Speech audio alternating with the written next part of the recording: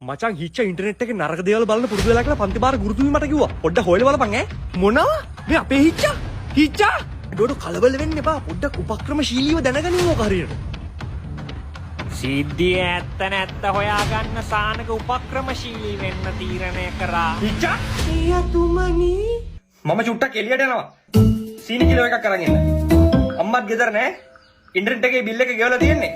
හොඳට වැඩ.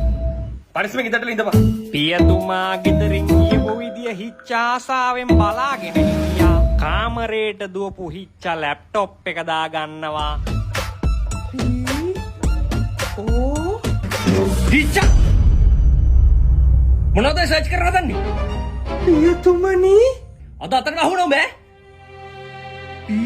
ඕ